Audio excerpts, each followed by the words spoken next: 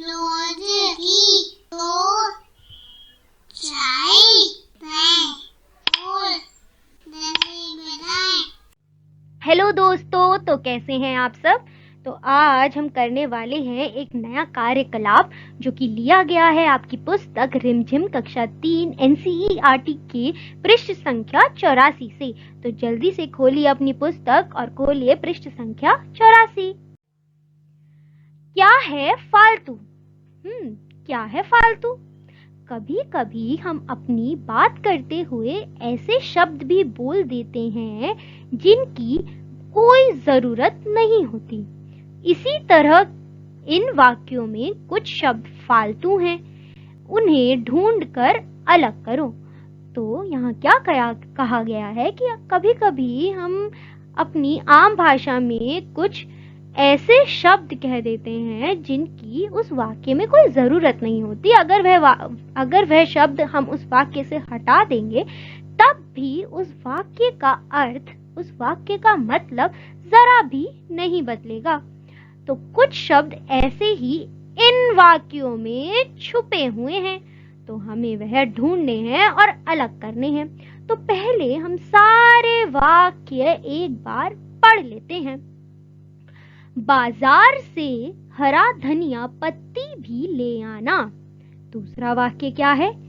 एक पीला पका पपीता काट लो।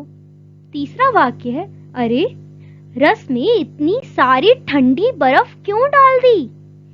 चौथा वाक्य है, जेबा बगीचे से 2 ताजे नींबू तोड़ लो।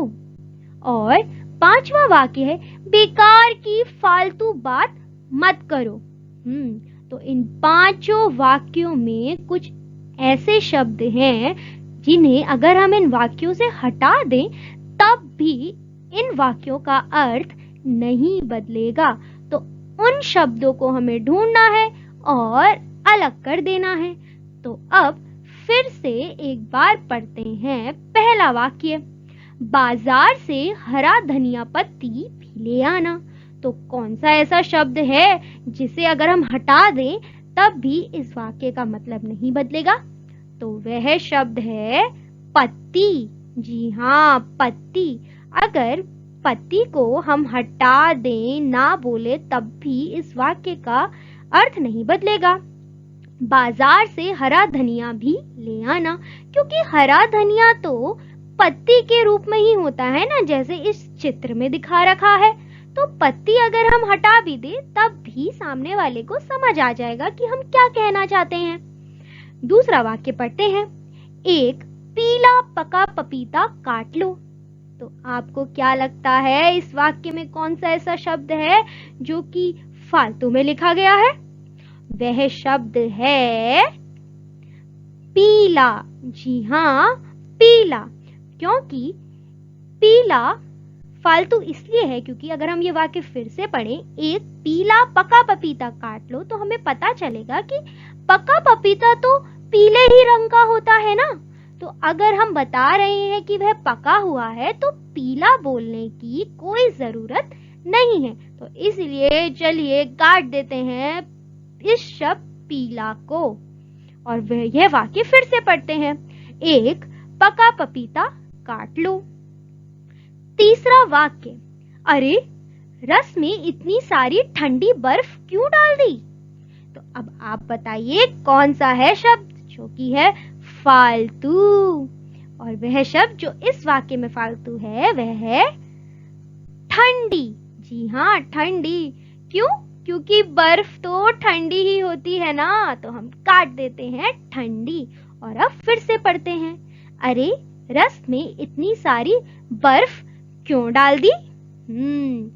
अब आते हैं चौथे वाक्य में, जेबा बगीचे से 2 ताजे नींबू तोड़ लो। अब बताइए कौन सा शब्द है फालतू यहाँ पर? जेबा बगीचे से 2 ताजे नींबू तोड़ लो।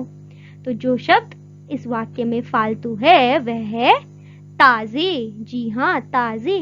क्यों ताजे शब्द फालतू क्यों है? अरे क्योंकि अगर मैं बगीचे से कोई फल ला रही हूँ वह तो ताजा ही होगा ना, पेड़ में लगा हुआ या पौधे में लगा हुआ। तो इसलिए अगर हम यह शब्द ना भी बोले तब भी यह वाक्य का अर्थ नहीं बदलेगा। चलो पढ़ते हैं इस वाक्य को दोबारा। ज़ेबा, बगीचे से 2 नींबू तोड़ लो। और आखिरी वाक्य है, बेकार की फालतू बात मत करो। बेकार की फालतू बात मत करो। तो कौन सा शब्द है यहाँ पर जो कि फालतू है? और वह शब्द है फालतू। जी हाँ, क्योंकि अगर कोई बेकार की बात कर रहा है तो वह फालतू ही तो बात कर रहा है। दोनों का मतलब एक ही जैसा है और वह दोनों शब्द एक ही वाक्य में इन्होंने प्रयोग कर दिए हैं। तो इसीलिए चलिए हटा देते हैं यह शब्द फालतू। और अब पढ़ते हैं पूरा वाक्य। बेकार की बात मत करो। हमने सारे ही ऐसे शब्द वाक्यों से निकाल दिए जो कि फालतू थे, जिनकी यहाँ जरूरत नहीं थी। तो क्या आप भी कभी कभी ऐसे शब्द बोल जाते हैं वाक्यों में? कभी बोले तो ध्यान जरूर देना कि कौन सा शब्द फालतू है।